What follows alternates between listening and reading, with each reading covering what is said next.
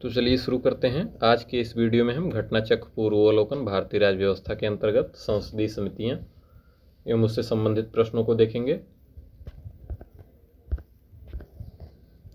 तो चलिए पहले प्रश्न से शुरू करते हैं। भारतीय संसद किस रीति से प्रशासन पर नियंत्रण करती है? ए संसदीय समितियों के माध्यम से, बी विभिन्न मंत्रालयों की परामर्शदाती समितियों के माध्यम से, सी प्रशासकों से आवधिक प्रतिवेदन भिजवाकर, डी कार्यपालिका को रिट जारी करने के लिए बाध्य कर। तो इसमें हमारा सही उत्तर ए होगा, संसदीय समितियों के माध्यम से। आइए व्याख्या देखते हैं। भारतीय संसद संसदीय समितियों के माध्यम से प्रशासन का नियंत्रण करती है। उदाहरणार्थ लोक वित्त पर नियंत्रण वह 3 समितियों के माध्यम से करती है: लोक लेखा समिति, प्राक्कलन समिति एवं लोक उपक्रमों पर समिति। भारतीय संविधान में संसदीय समितियों के बारे में विशेष रूप से कोई उपबंध नहीं किया गया है। अगले प्रश्न को देखते हैं। निम्नलिखित में से कौन सी एक सबसे बड़ी संसदीय समिति है? ए लोक लेखा समिति, बी प्राक्कलन समिति, सी सरकारी उपक्रम समिति, डी याचिका समिति। तो इसमें हमारा सही उत्तर भी होगा, प्राक्कलन समिति।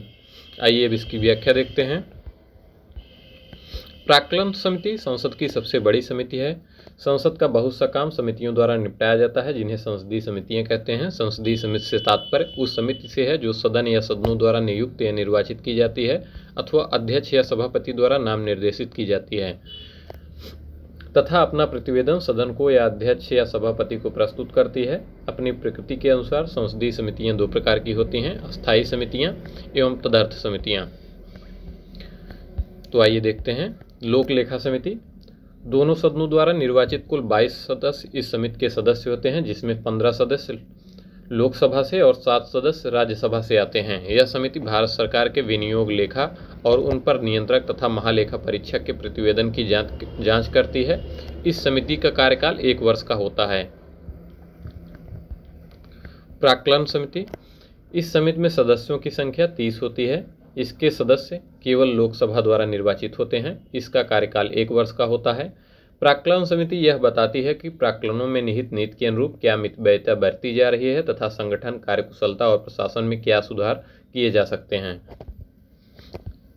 सरकारी उपक्रम समिति इस समिति में कुल 22 सदस्य होते हैं, जिसमें 15 लोकसभा और 7 राज्यसभा द्वारा निर्वाचित होते हैं। इस समिति का भी कार्यकाल 1 वर्ष का होता है। यह समिति सरकारी उपक्रमों के प्रतिवेदनों और लेखाओं की जांच तथा यदि सरकारी उपक्रमों के संबंध में भारत के नियंत्रक व महालेखा परीक्षक की कोई रिपोर्ट हो तो उसकी भी जांच करती है। यह सरकारी उपक्रमों की स्वायत्तता, कार्यकुशलता के संदर्भ में भी जांच करती है।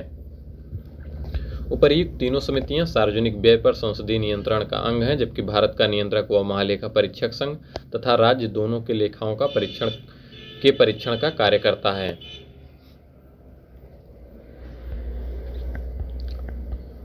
याचिका समिति के सदस्यों की संख्या लोकसभा में 15 तथा राज्यसभा में 10 होती है। इसके सदस्य अध्यक्ष या सभापति द्वारा नाम निर्देशित होते हैं। इसका कार्यकाल नियत नहीं है। पुनर्गठन किए जाने तक यह समिति बनी रहती है। इस समिति का कार्य लोकसभा या राज्यसभा को प्रस्तुत की गई याचिकाओं पर विचार करना और प्रतिवेदन प्रस्तुत करना है। आइए अगले प्रश्न को देखते हैं। भारतीय संसद की सबसे बड़ी समिति कौन सी है? ए लोक लेखा समिति, बी प्राक्कलन समिति, सी लोक उपक्रम समिति, डी याचिका समिति। तो इसमें हमारा सही उत्तर बी होगा, प्राक्कलन समिति। अगले प्रश्न को देखते हैं। प्राक्कलन समिति के सदस्यों का कार्यकाल होता है: ए 2 वर्ष का, बी 1 वर्ष का, सी 3 वर्ष का, डी 4 वर्ष का। तो इसमें हमारा सही उत्तर बी होगा, 1 वर्ष का। अगले प्रश्न को देखते हैं। निम्न में से कौन सा सार्वजनिक व्यय पर संसदीय नियंत्रण का अंग नहीं है? ए लोक लेखा समिति, बी भारत का नियंत्रक व महालेखा परीक्षक, सी प्राक्कलन समिति, डी सार्वजनिक उपक्रम समिति। तो इसमें हमारा सही उत्तर बी होगा, भारत का नियंत्रक व महालेखा परीक्षक। अगले प्रश्न को देखते हैं। संसद की अस्थायी समिति के सदस्यों को लोकसभा एवं राज्यसभा से किस अनुपात में लिया जाता है? ए क्रमशः 2 एवं 1 के अनुपात में, बी क्रमशः 3 एवं 1 के अनुपात में, सी क्रमशः 4 और 1 के अनुपात में, डी दोनों सदनों से समान संख्या में। तो इसमें हमारा सही उत्तर ए होगा, क्रमशः 2 और 1 के अनुपात में। आइए व्याख्या देखते हैं। संसदीय समितियों को मुख्यतः 2 भागों में विभाजित किया जाता है। पहली अस्थायी तथा दूसरी तदर्थ समिति। सदन विशेष की स्थायी समितियां तथा कुछ अपवाद स्वरूप कुछ विशिष्ट समितियां यथा प्राक्कलन समिति को छोड़कर संसद के दोनों सदनों के सदस्यों से मिलकर बनने वाली सभी अस्थायी समितियों में लोकसभा व राज्यसभा के सदस्यों का अनुपात 2:1 का होता है। आइए अगले प्रश्न को देखते हैं। निम्नलिखित कथनों पर विचार कीजिए। पहला, लोक लेखा समिति का अध्यक्ष लोकसभा अध्यक्ष द्वारा नियुक्त किया जाता है। दूसरा, लोक लेखा समिति में लोकसभा सदस्य, राज्यसभा सदस्य और उद्योग तथा व्यापार के कुछ जाने माने व्यक्ति शामिल होते हैं। उपर्युक्त कथनों में से कौन सा या कौन से सही हैं? ए केवल एक, बी केवल दो, सी एक और दो दोनों, डी ना तो एक ना ही दो। इसमें हमारा सही उत्तर ए होगा, केवल एक। आइए व्याख्या देखते हैं। लोक लेखा समिति का मुख्य कार्य भारत सरकार के विनियोग लेखाओं पर नियंत्रक महालेखा परीक्षक के प्रतिवेदन की समीक्षा करना है। इस समिति में कुल 22 सदस्य होते हैं। इसमें 15 लोकसभा व 7 राज्यसभा से चुने जाते हैं। कोई भी मंत्री इस समिति का सदस्य निर्वाचित नहीं किया जा सकता है। लोक लेखा समिति के अध्यक्ष के रूप में लोकसभा अध्यक्ष द्वारा परंपरा के अनुसार विपक्ष के किसी नेता को चुना जाता है। लोक लेखा समिति में लोकसभा और राज्यसभा सदस्यों के अतिरिक्त उद्योग व्यापार संबंधित किसी बाहरी व्यक्ति को चुनने का कोई प्रावधान नहीं है। अगले प्रश्न को देखते हैं। भारतीय संसद की लोक लेखा समिति संवीक्षा करती है। ए नियंत्रक व महालेखा परीक्षक के प्रतिवेदन की, बी भारत के संचित निधि की, सी भारत के लोक लेखा की, डी भारत की आकस्मिकता निधि की। तो इसमें हमारा सही उत्तर ए होगा, नियंत्रक व महालेखा परीक्षक के प्रतिवेदन की।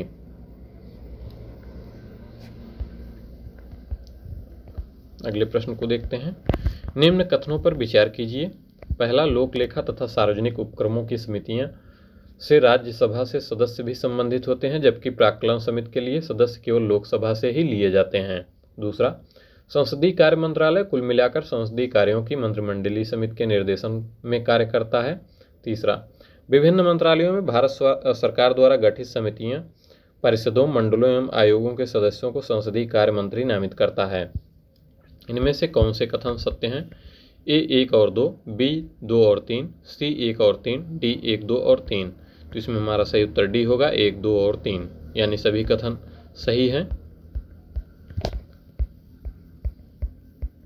आइए व्याख्या देखते हैं।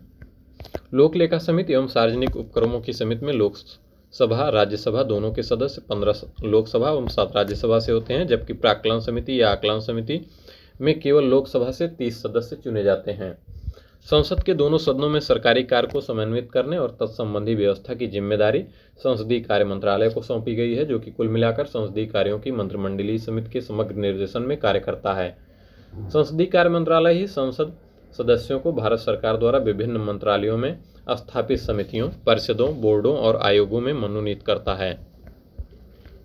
अगले प्रश्न को देखते हैं। संसद की लोक लेखा समिति का प्रमुख कार्य है ए शासन के वित्तीय लेखा एवं विनियमन तथा कंप्ट्रोलर एवं ऑडिटर जनरल के रिपोर्ट का परीक्षण, बी सार्वजनिक क्षेत्र की इकाइयों के उच्च पदों पर नियुक्त करना, सी नीति के अनुसार वित्तीय प्रावधान का परीक्षण, डी इनमें से कोई नहीं। तो इसमें हमारा सही उत्तर ये होगा, शासन के वित्तीय लेखा एवं विनियम तथा कंप्ट्रोलर एवं ऑडिटर जनरल की रिपोर्ट का परीक्षण। लोक लेखा समिति पब्लिक अकाउंट कमेटी लोक व्ययों पर नियंत्रण रखने वाली एक संसदीय समिति है। इसमें लोकसभा के 15 एवं राज्यसभा के 7 सदस्य कुल 22 सदस्य होते हैं। इसका उद्देश्य लोक व्यय के दुरुपयोग एवं अनियमितताओं को सदन के समक्ष उजागर करना होता है। यह उन लोक प्राधिकारियों के विरुद्ध कार्यवाही की सिफारिश करता है जो व्यय के दुरुपयोग हेतु उत्तरदायी पाए जाते हैं। यह समिति सरकार के विनियोग तथा वित्त लेखाओं की जाँच करती है और नियंत्रण एवं महालेखा परीक्षक की रिपोर्ट को आधार मानकर लोक व्ययों का परीक्षण करती है। सामान्यतः विपक्ष के लोकसभा सदस्य को इसका अध्यक्ष नियुक्त किए जाने की प्रथा है। लोक लेखा समिति के अध्यक्ष की नियुक्ति लोकसभा के स्पीकर द्वारा की जाती है। लोक लेखा समिति द्वारा अपनी रिपोर्ट लोकसभा के स्पीकर को ही प्रस्तुत की जाती है। अगले प्रश्न को देखते हैं। सार्वजनिक लेखा समिति अपनी आख्या प्रस्तुत करती है ए संसद को, बी राष्ट्रपति को, सी प्रधानमंत्री को, डी वित्त मंत्री को। तो इसमें हमारा सही उत्तर ये होगा, संसद को।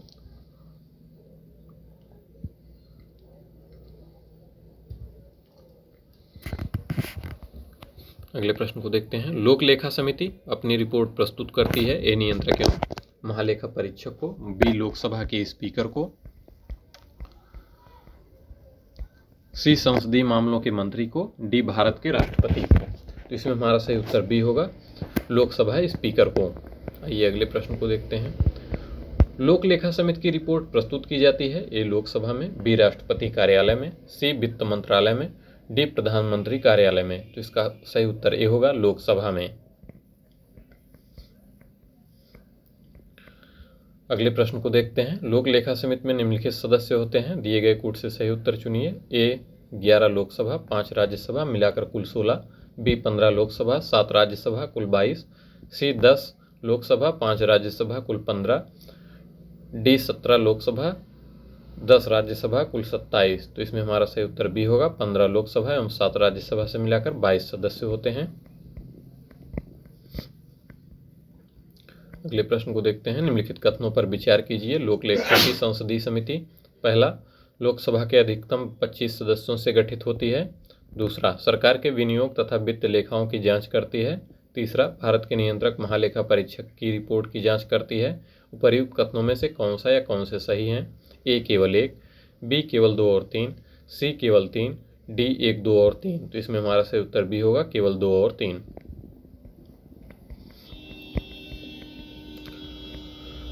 भारतीय संसद की लोक लेखा समिति के अध्यक्ष को कौन मनोनीत करता है? लोकसभा का अध्यक्ष, बी प्रधानमंत्री, सी राष्ट्रपति, डी राज्यसभा के सभापति। तो इसमें हमारा सही उत्तर होगा, लोकसभा के अध्यक्ष। अगले प्रश्न को देखते हैं। सूची 1 को सूची 2 से सम्मिलित कीजिए। सूची 1, लोक लेखा समिति, याचिका समिति, स्टॉक बाजार स्कैम संयुक्त समिति, डी विभागीय समितियां।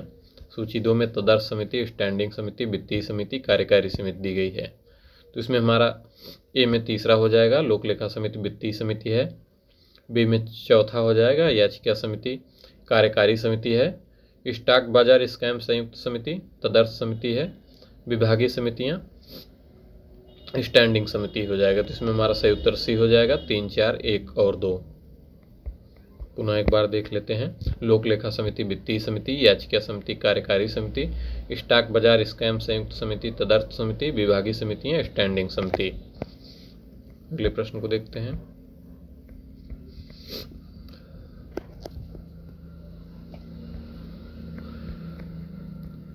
राज्यसभा के सदस्यों को संबद्ध नहीं किया जाता है। पहला, पब्लिक अकाउंट्स कमेटी से, दूसरा, एस्टीमेट कमेटी से, तीसरा, सार्वजनिक उद्यमों की कमेटी से। दिए गए कूट से उत्तर चुनिए। ए 1 और 2, बी 3, सी 2, डी 1 और 3। तो इसमें हमारा सही उत्तर सी होगा, 2। प्राक्कलन या आकलन यानी एस्टीमेट कमेटी के सभी 30 सदस्य लोकसभा से लिए जाते हैं। इसमें राज्यसभा के सदस्यों को संबद्ध नहीं किया जाता है, जबकि लोक लेखा कमेटी में और सार्वजनिक उद्यमों की कमेटी दोनों में 15 सदस्य लोकसभा से और 7 सदस्य राज्यसभा से चुने जाते हैं। सरकारी आश्वासनों पर अस्थायी समिति दोनों सदनों में पृथक रूप से गठित होती है, जिसमें लोकसभा की समिति में 15 सदस्य तथा राज्यसभा की समिति में 10 सदस्य होते हैं। आइए अगले प्रश्न को देखते हैं। निम्नलिखित में से किस समिति में राज्यसभा का प्रतिनिधित्व नहीं होता है? ए लोक लेखा समिति, बी सार्वजनिक उपक्रमों की समिति, सी आकलन समिति, डी सरकार की आश्वासन समिति। तो इसमें हमारा सही उत्तर सी होगा, आकलन समिति। अगले प्रश्न को देखते हैं। प्राक्कलन समिति संसद के किस सदन के सदस्यों से गठित की जाती है? ए दोनों सदनों के सदस्यों से, बी राज्यसभा के सदस्यों से, सी लोकसभा के सदस्यों से, डी उपरोक्त में से कोई नहीं। तो इसमें हमारा सही उत्तर सी होगा, लोकसभा के सदस्यों से। अगले प्रश्न को देखते हैं।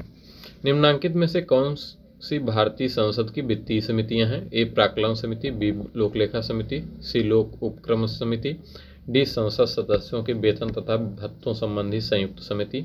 सही उत्तर का चयन नीचे दिए गए कूट से कीजिए। ए सी और डी, बी ए बी और डी, सी ए बी और सी, डी बी सी और डी। तो इसमें हमारा सही उत्तर सी होगा, ए बी और सी। भारतीय संसद की वित्तीय स्थायी समितियां निम्न है। प्राक्कलन समिति, इसमें 30 सदस्य होते हैं जो 1 साल के लिए कार्य करते हैं। दूसरा, लोक लेखा समिति, इसमें 22 सदस्य होते हैं, 15 लोकसभा से, 7 राज्यसभा से, जो 1 वर्ष के लिए कार्य करते हैं। तीसरा, लोक उपक्रम समिति, 22 सदस्य इसमें भी होते हैं, 15 लोकसभा से तथा 7 राज्यसभा से, जो 1 वर्ष के लिए कार्य करते हैं। अगले प्रश्न को देखते हैं। निम्नलिखित में से कौन सी भारतीय संसद की वित्तीय समितियां हैं? पहला सार्वजनिक लेखा समिति, दूसरा प्राक्कलन समिति, तीसरा सार्वजनिक उपक्रम समिति। नीचे दिए गए कूट से सही उत्तर का चयन कीजिए। ए केवल एक, बी एक और दो, सी एक और तीन, डी एक दो और तीन। तो इसमें हमारा सही उत्तर डी हो जाएगा, एक दो और तीन।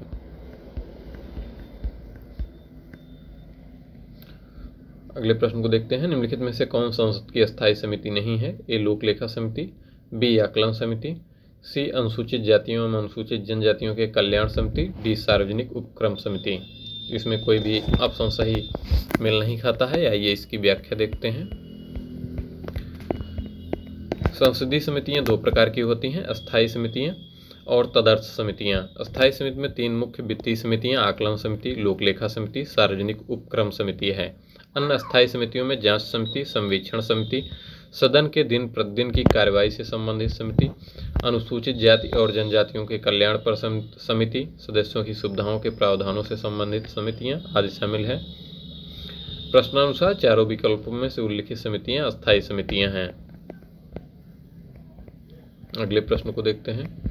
निम्नलिखित में से किसके बारे में संसदीय समितियां गठित नहीं की गई हैं? ए सार्वजनिक उद्यमों के बारे में, बी सरकारी आश्वासनों के बारे में, सी आकलनों के बारे में, डी अल्पसंख्यकों के कल्याण के बारे में। तो इसमें हमारा सही उत्तर डी हो जाएगा, अल्पसंख्यकों के कल्याण के बारे में। संसद की सार्वजनिक उपक्रम समिति सार्वजनिक क्षेत्र के उद्यमों के संदर्भ में नियंत्रक एवं महालेखा परीक्षक की रिपोर्ट यदि कोई हो की जांच करने तथा सार्वजनिक उद्यमों के प्रबंधन एवं उनके कुशलतापूर्वक चलाए जाने की जांच करती है। प्रत्येक सदन की सरकारी आश्वासनों संबंधी समिति मंत्रियों द्वारा सदन में दिए गए आश्वासनों, वादों एवं संकल्पों पर उनके कार्यान्वित होने तक नजर रखती है। संसद की प्राक्कलन समिति आकलनों की जांच, मितव्ययिता एवं धन के व्यय पर निगरानी रखती है।